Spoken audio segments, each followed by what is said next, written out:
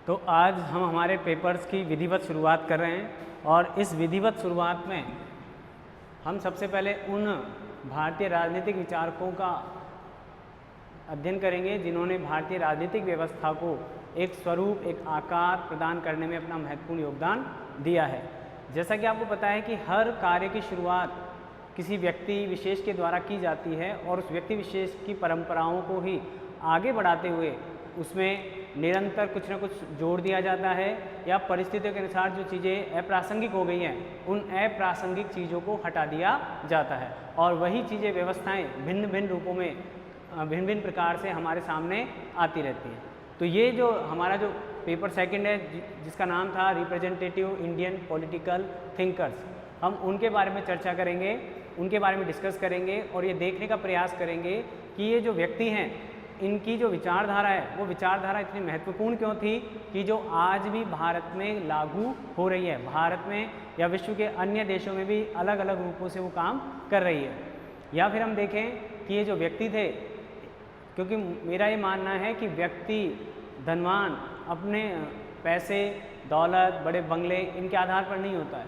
व्यक्ति को जो मूल्यवान बनाते हैं वो उसके विचार होते हैं, आइडियाज़ होते हैं, उसकी थॉट जो है वो किस तरह की है, ये व्यक्ति को वैल्यूएबल बनाते हैं। और ये जो व्यक्ति हम पढ़ने वाले हैं इनमें, ये जो हमारे पश्चिमी विचारक हैं, ये वैचारिक रूप से बहुत धनवान थे और विचारों में इनके बहुत ज़्यादा समृद्धि थी और इस कारण ये हमारे लिए इतने मूल्यवान रहे हैं और इनके योगदान की चर्चा करेंगे। तो हमारा जो सबसे पहला जो व्यक्ति है वो व्यक्ति हमारे लिए है मिस्टर मनु। तो मनु के बारे में जब हम चर्चा करने जा रहे हैं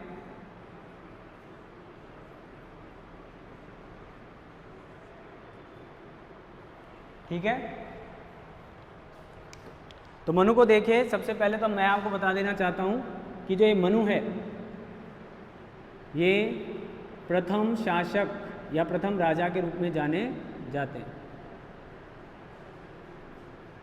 प्रथम राजा या शासक माने जाते हैं।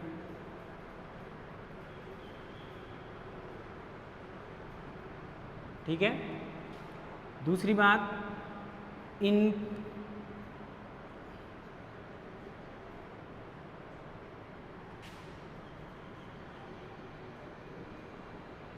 इनका जो कार्यकाल या जन्म है उसकी तिथि निर्धारित नहीं की जा सकती।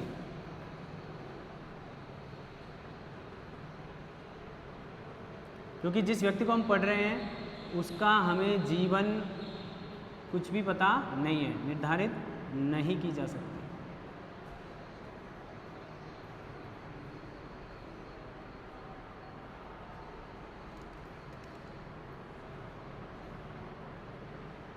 मतलब ऐसे कोई प्रमाण नहीं है जिन प्रमाणों के आधार पर हम ये निश्चित कर सकें, मतलब श्योर कर सकें अपने आप को कि हाँ ये व्यक्ति था और ये इस तारीख को इनका जन्म हुआ और इतनी अवधि तक इनका कार्यकाल रहा।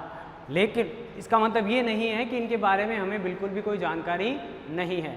इतने महत्वपूर्ण व्यक्ति हैं, इतने वैचारिक रूप से समृद्ध व्यक्ति हैं, तो इनके बारे में हमें सबसे पहली जानकारी मैंने पहले भी बताई थी। एक ग्रंथ है ब्राह्मण ग्रंथ और उस ग्रंथ का नाम है शतपथ ब्राह्मण।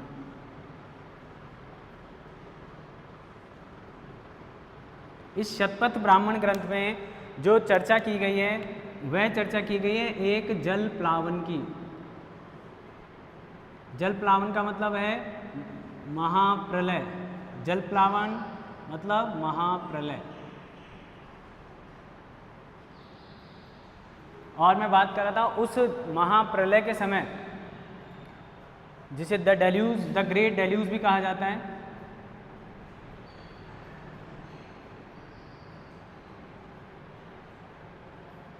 इंग्लिश में इसको ये कहते हैं महाप्रलय। तो मैं आपको बता रहा था कि ये जो महाप्रलय की जो घटना हुई उस घटना का वर्णन इस ब्राह्मण ग्रंथ में मिला हुआ है और इस ब्राह्मण ग्रंथ में जो चीज़ वर्णित है उसे हम प्रासंगिक मान सकते हैं, उसकी सत्यता पर हमें संदेह नहीं करना चाहिए। क्योंकि वेद और जो ये ब्राह्मण हैं, जो स्मृतियाँ हैं, जो पुराण हैं, वो कहीं ना कहीं किसी न किसी रूप में भारतीय धार्मिक संस्कृति के अग्रज हैं या भारतीय संस्कृति के विकास में इनका योगदान रहा है। तो इस ब्राह्मण ग्रंथ की अगर सत्यता के आधार पर बात करें तो इस ब्राह्मण ग्रंथ में इस जल प्लावन की घटना का वर्णन किया गया है और उस जल प्लावन या महाप्रलय की जो घटना है उस घटना में ये वर्णित किया गया है कि पृथ्वी पर जब महाप्रलय हुई तब कोई भी प्राणी जीवित नहीं बचे। तब मनु एकमात्र जीवित व्यक्ति थे जिनके द्वारा सृष्टि की संरचना या सृष्टि का पुनर्निर्माण किया गया या सृष्टि की जो वृद्धि हो रही है या सृष्टि का जो विस्तार हुआ उसमें मिस्टर मनु का योगदान माना जाता है, जो कि उस महाप्रलय के समय जीवित बचे थे। और उस समय इनके पास वेद थे और जो संतति के रूप में जो बीज थे उन बीजों को अपने पास रखा था। और जैसे ही वो महाप्रलय का दौर समाप्त हुआ तो इन्होंने वापस पृथ्वी पर जीवन स्थापित करने में योगदान दिया। तो ऐसी ये घटना वहाँ पर स्थापित की गई है। जल प्लावन की घटना के कारण में वर्णन मिलता है इनका।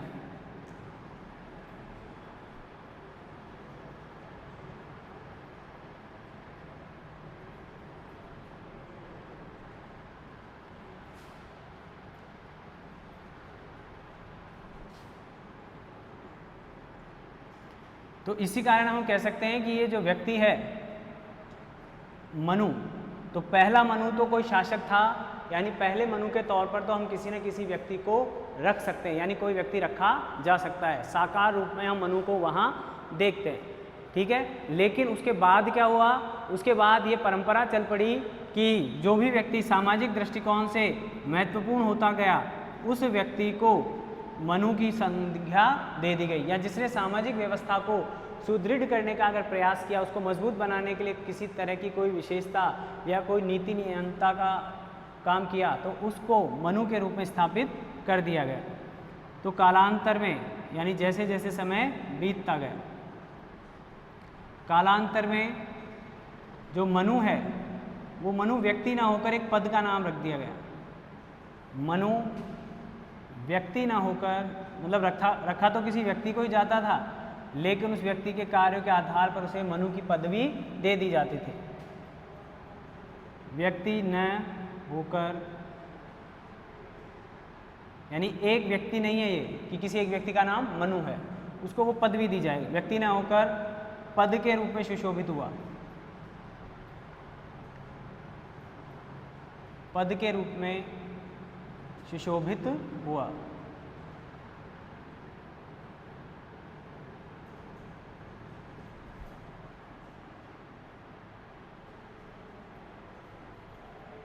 ठीक है, तो ये हमारे मनु के बारे में मैंने आपको कुछ जानकारी दी है।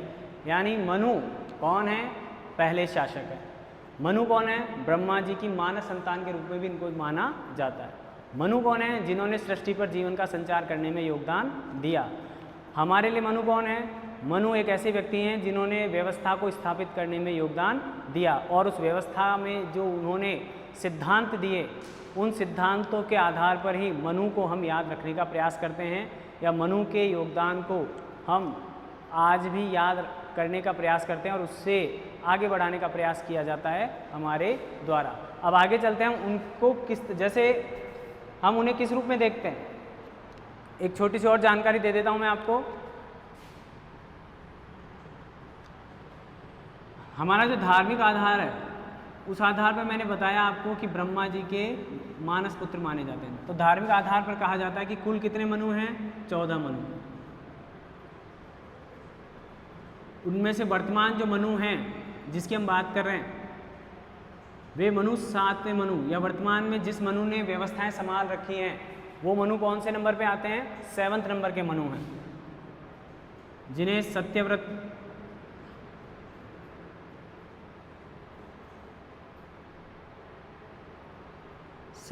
इनका नाम है। टोटल कितने मनु हैं, 14 है। 14 में से कौन है अभी, 7वें। यानी हर कल्प का अलग अलग मनु होता है, यानी एक तरह के मॉनिटर हैं जो हर समय विशेष यानी कल्प में ये ध्यान रखते हैं कि पृथ्वी या सृष्टि की जो रचनाएं हैं, संरचनाएं हैं, वे सही प्रकार से काम कर रही हैं या नहीं कर रही हैं। तो ये व्यवस्थ मनु के नाम से जाना जाता है इनको। दूसरा इनका नाम है व्यवस्थ।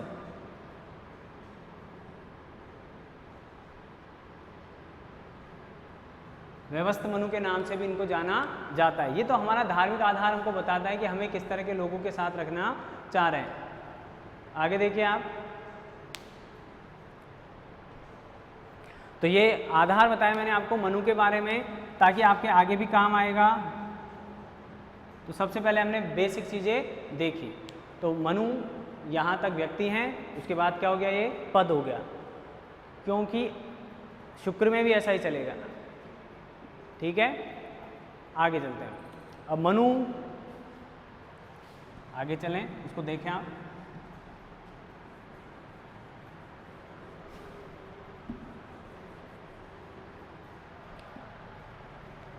मनु के बारे में आगे जो हमें जानने की जरूरत पड़ेगी वो है मनुस्मृति।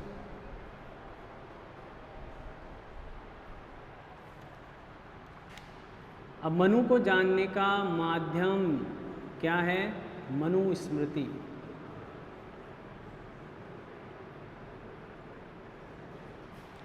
अब पहले इसकी बात कर लेते हैं।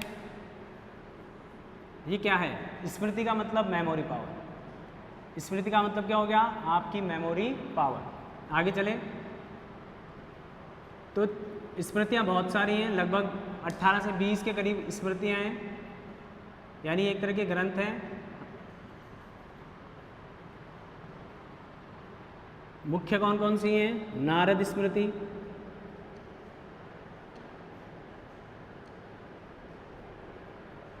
नारद स्मृति के अलावा विष्णु स्मृति,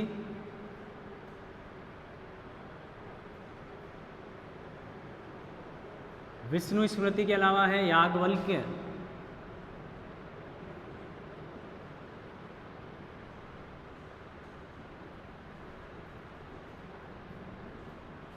और हमारी जो चौथी है वो है मनुस्मृति। इस तरह बहुत सारी स्मृतियाँ हैं, और इस स्मृति में सबसे बड़ा योगदान, सबसे महत्वपूर्ण किसको माना गया है, इस स्मृति को। सबसे महत्वपूर्ण कौन सी स्मृति है, मनुस्मृति। अब मनुस्मृति तो हम कह रहे हैं बार बार मनुस्मृति मनुस्मृति मनुस्मृति। तो मनु होता क्या एक्चुअली, ये मैं बता रहा था आपको। मनु का मतलब हो गया, या स्मृति का मतलब हो गया, याद करके लिखा गया, या जो याद रहा, याद रही चीज़ों को या सिद्धांतों को, याद रहे सिद्धांतों को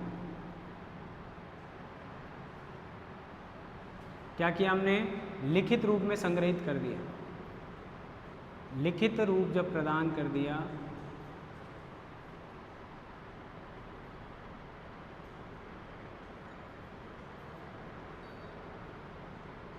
यानी स्मृति के आधार पर किया गया, तो उसे क्या नाम दे दिया हमने, उस संग्रहित रूप को, उस लिखित रूप को क्या कह दिया हमने, स्मृति का नाम दे दिया। कैसे रहे हमको वो याद रहे, उसको किस रूप में लिख दिया हमने, लिखित रूप में। जब आपने आपकी मेमोरी में जो जो चीज़ें थी उनको जब आपने एक कोडिफिकेशन करके लिखित रूप दे दिया और उसे किसी बुक का नाम दे दिया या किसी ग्रंथ का नाम दे दिया, तो वह ग्रंथ या बुक क्या कहलाएगी, स्मृति कहलाएगी। और ये स्मृतियों का आधार क्या रहा है, सब वेदों ने ही सबके लिए आधार का काम किया है। ये आधार कौन था इनके सभी के लिए, वेद रहे, वेद। ठीक है, तो इनके आधार पर और फिर जो चीज़ें आती रही, जिन सिद्धांतों का रूप जैसे परिवर्तित हो गया, उन परिवर्तित रूपों को भी हमने क्या किया, लिख लिया। अगर आप, मैं जैसे बताना चाह रहा हूँ, एक एग्जाम्पल अगर मैं लिखूँ,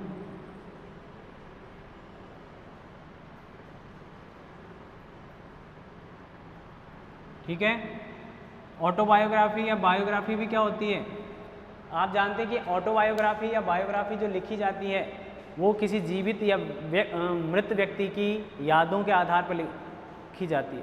कोई जीवित व्यक्ति है तो अपने जीवन से संबंधित जो चीज़ें उसके माइंड में रहती हैं, याद रहती हैं, वो उन्हें बता देता है और वह उसकी बायोग्राफी के रूप में आपको दिखाई देती है। तो जो उसकी मेमोरी में थे जो चीज़ें, पूरी तो वो भी नहीं बता सकता, जब से जन्म लिया और जब तक उसका लिखना प्रारंभ किया उसने अपनी ऑटोबायोग्राफी को, तब तक की सारी चीज़ें तो डेट टू डेट या पॉइंट टू पॉइंट नहीं बता सकता। तो उसको भी जितनी चीज़ें याद रहती हैं, महत्वपूर्ण चीज़ें, वो क्या करता है, वो लिखवा देता है, तो वो ऑटोबायोग्राफी हो जाती है। और कोई और लिखता है तो वो बायोग्राफी कहलाती है उसकी। कई बार उसकी डेथ के बाद जो व्यक्ति उसके संपर्क में सर्वाधिक रहा, उस व्यक्ति को जो जो यादें रही उसके बारे में, उसके सहयोगियों को जो जो बातें याद रही या उसके रिश्तेदारों को जो जो चीज़ें याद रही, वे सब चीज़ें वो किस रूप में लिख देते हैं, उनकी बायोग्राफी के रूप में वो लिख दी जाती है। जीवनी, जिसको हम हिंदी में क्या कहते हैं, जीवनी। ठीक है, तो इस तरह की जानकारी, तो ये भी स्मृति के आधार पर लिखे गए हैं कि जो जो चीज़ें इन विद्वान व्यक्तियों को याद रह गई या इन विद्वान व्यक्तियों ने जिन जिन चीज़ों को कोडिफिकेशन करने की कोशिश की अपनी याद, अपने स्वयं के मेमोरी पावर के आधार पर, और उसको विश्लेषण करते हुए जो रूप दिया वो किसके रूप में आ गया, स्मृति के आधार पर। आपने श्रुति और स्मृति दोनों सुने होंगे, तो ये स्मृति का आधार है, याददाश्त के आधार पर जो जानकारियाँ लिखी गई हैं वो सारी किसके रूप में रहती हैं, स्मृति के रूप में। आगे चलें, अब हम इसकी जो बात कर रहे हैं इसके बारे में भी कहा जाता है कि इसका जो समय है वो भी निर्धारित नहीं किया जा सकता। इसके लिखने का वहाँ लिख देता हूँ मैं, इसका जो कार्यकाल था या समय काल था या रचना जो काल है,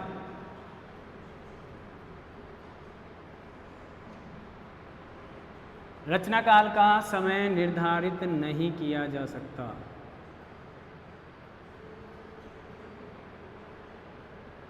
इसका भी समय क्या नहीं किया जा सकता, निर्धारित नहीं किया जा सकता।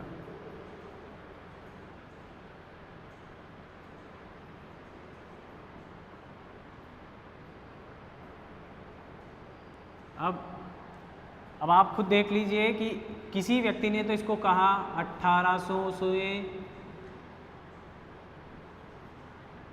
1900 ईसा पूर्व। ठीक है, ये है हमारे डॉक्टर सोटेमार, डॉक्टर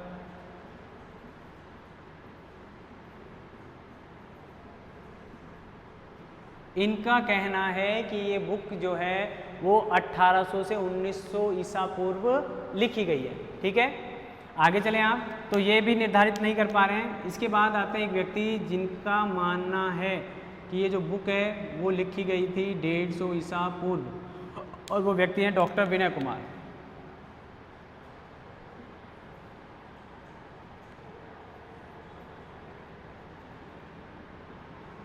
ठीक है, एक और व्यक्ति हैं जो बताते हैं कि ये बुक लिखी गई 4th AD में।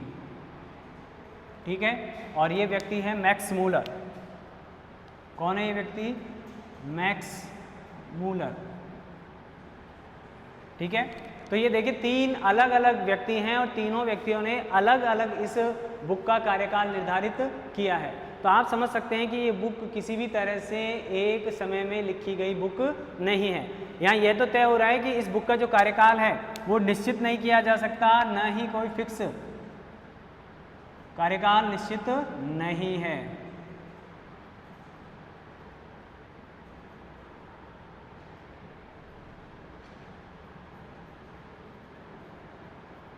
तो आप सोच रहे होंगे कि सर ये कौन सी चिंता की बात हो गई है, ये ऐसा क्यों है, किसी बुक का कार्यकाल क्यों निर्धारित नहीं हो सकता, क्यों।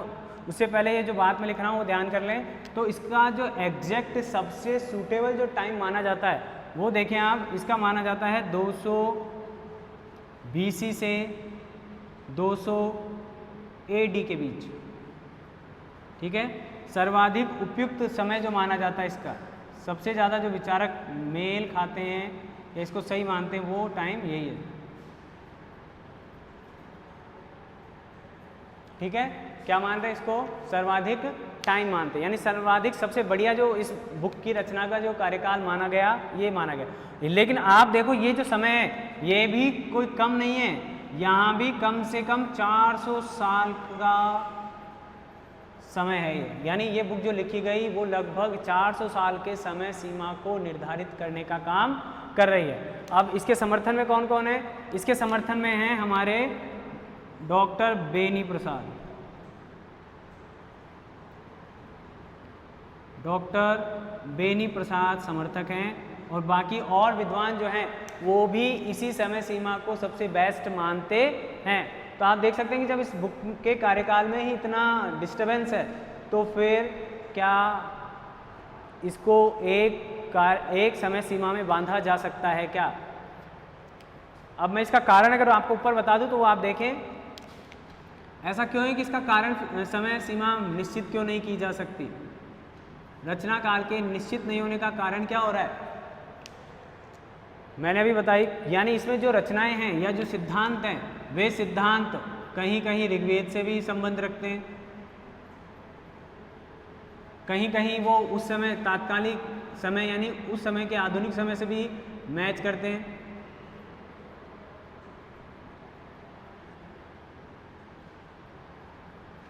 आधुनिक समय से भी मैच करते हैं, तात्कालिक समय से भी उन घटनाओं का संबंध है, तात्कालिक घटनाओं से या सिद्धांतों से भी उनका क्या है, संबंध है। तो आप समझ सकते हैं कि अगर आप, ठीक है, संबंध है, तो आप खुद देख सकते हैं कि हमने संविधान में इतने संशोधन कर दिए, 104 के लगभग हमारे यहाँ संविधान में संशोधन हैं। कितने हो रखे हैं? 104। तो अब वो जो 104वां संशोधन आप करेंगे उसे आज के समय का माना जाएगा, लेकिन वो संविधान में किया गया है। तो जो मूल संविधान था उसको तो हम मान सकते हैं 1950 का है वो, लेकिन इस संशोधन का टाइम क्या फिक्स करेंगे? आज का टाइम। तो यानी ये 1950 से लेकर आज तक इसमें जो जो चीज़ें ऐड होती जा रही हैं तो वो चीज़ें उस समय का प्रतिनिधित्व करती हैं। तो ऐसे ही तो इसका डिसाइड नहीं कर सकते कि 104 के आधार पर कि ये किस समय का है, या ये जो लिखा गया था जो संशोधित करके हटा दिया गया वह ओरिजिनल क्या समय का रहा हो। और अगर हम दूसरी बात कर ले तो हमारे संविधान में जो चीज़ें इंग्लैंड से ली गई हैं वो तो और भी पुरानी है। हमारे ही संविधान में जो चीज़ें किसी अन्य संविधान से ली गई है उनका इतिहास 1950 से भी पुराना है। तो अब संविधान की जब रचना होगी तो इसे 1950 का ही माना जाए, या उनसे जब इनका संबंध स्थापित किया जाएगा तो वो समय काल इनके साथ जोड़ा जाए। तो ये जो कन्फ्यूजन है वो इनकी रचनाओं में जो चीज़ें इंक्लूड कर दी जाती हैं उस इंक्लूड करने के कारण क्या आ जाता है, थोड़ा सा कॉन्ट्राडिक्शन उत्पन्न हो जाता है, विरोधाभास उत्पन्न हो जाता है। ठीक है, आगे चले, देख लें एक बार इसको, आप लिखने का प्रयास करें, दिमाग में लिखने की कोशिश करें। क्रम से मैं आपको बता रहा हूँ और जितना आप अपने दिमाग में इनको सेट करते जाएंगे वैसे वैसे ये चीज़ें आपके लिए क्या होती जाएंगी, महत्वपूर्ण होती जाएंगी। मैंने आपको स्मृति का मतलब समझा दिया, जो मेन स्मृति थी वो बता दी। सबसे इंपॉर्टेंट कौन सी है, वर्तमान में भी आज तक चल रही है, आज तक आप भी, तो सबसे महत्वपूर्ण कौन सी हो गई, मनुस्मृति। रचनाकाल मैंने बताया निर्धारित नहीं कर सकते, अलग अलग लोगों ने अलग अलग प्रकार से इसके टाइम का निर्धारण किया है। और ये कारण क्यों है, क्योंकि इसमें जो चीज़ें ऐड की गई हैं, जो सिद्धांत इंक्लूड किए गए हैं वे सिद्धांत अलग अलग जनरेशन में पीढ़ी दर पीढ़ी बदलते रहे। ठीक है,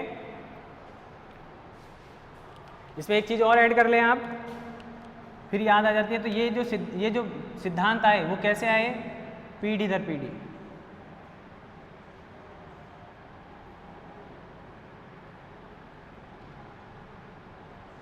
जानकारियाँ क्या होती गई, जुड़ती गई।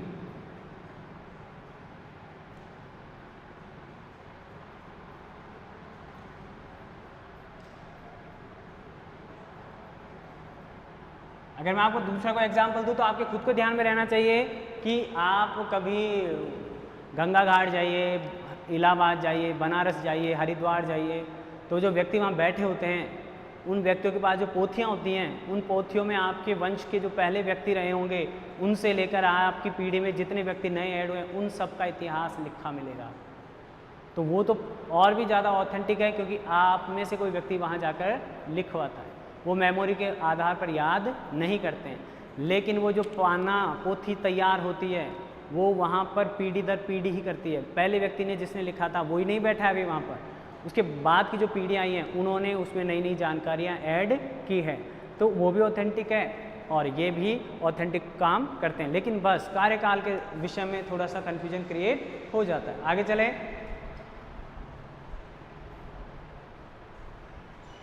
अब इससे इसको मिटा देता हूँ मैं। अब दिक्कत क्या आ रही है आप देखें, अब इसके साथ अगर हम चल रहे हैं तो आप देखें इसके साथ वर्तमान में क्या विवाद है, वर्तमान क्या स्थिति है या वर्तमान में क्या विवाद होते हैं मनुस्मृति को लेकर, वर्तमान विवाद या स्थिति। ठीक है, इसको देखें आप। सबसे ज़बरदस्त विवाद तो है मनुस्मृति होनी ही नहीं चाहिए थी। तो देखें 1927 में डेट 25 दिसंबर 1927। ठीक है, इसको और भी सही लिख देता हूँ, आपको ध्यान रहे।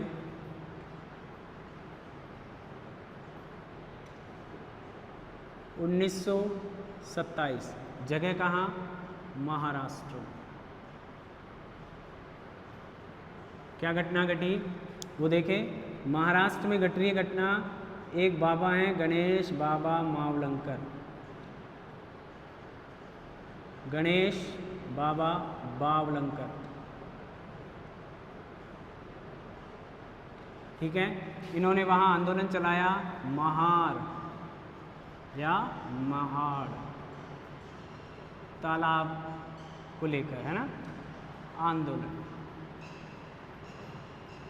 और इस आंदोलन में जो मुख्य भूमिका निभा रहे थे, प्रारंभ किया इन्होंने, चलाया, उसको आगे बढ़ाया, तो इस आंदोलन में एक व्यक्ति और थे,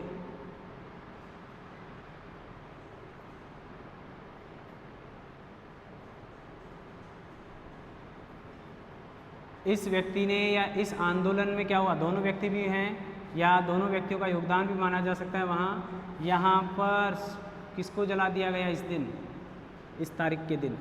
मनुस्मृति को जलाया गया। तो ये पहली बार ऐसा हुआ था जब किसी धार्मिक ग्रंथ को या मनुस्मृति को जलाया गया।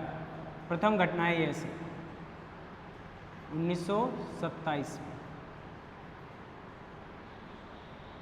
आप देख सकते हैं कि ऐसा भारत में पहली बार हो रहा है कि जब किसी धार्मिक ग्रंथ को या किसी समुदाय विशेष के ग्रंथ को, हालांकि मैं ये नहीं कहता हूँ क्योंकि ये मूलतः है धार्मिक ग्रंथ नहीं, राजनीतिक ग्रंथ नहीं है, सामाजिक व्यवस्था के ऊपर लिखी गई व्यवस्थात्मक पुस्तक है। ठीक है, तो पहली बार 1927 में 25 दिसंबर को महाराष्ट्र में इन दोनों व्यक्तियों के योगदान में, या अम्बेडकर का ज़्यादा योगदान रहा, या अम्बेडकर का जीवन में, इस घटना के बिना अम्बेडकर का जीवन संपन्न नहीं होता। उनके जीवनी को जब भी आप पढ़ेंगे या उनके बारे में जब भी कोई जानकारी आएगी तो इस घटना का उल्लेख जरूर आएगा। तो उन्होंने क्या किया था वहाँ, हालांकि हम नहीं कहते कि क्या सही था क्या गलत था, या ये मनुस्मृति पहली ऐसी ही बुक है। ठीक है, आंदोलन का नाम याद रखें, किसके द्वारा? अम्बेडकर के द्वारा। अब इसका कारण क्या था, ऐसा क्या सोचते थे वो? तो इसका कारण बताया गया कि ये जो मनुस्मृति है, ये जो मनुस्मृति है, यह भारतीय समाज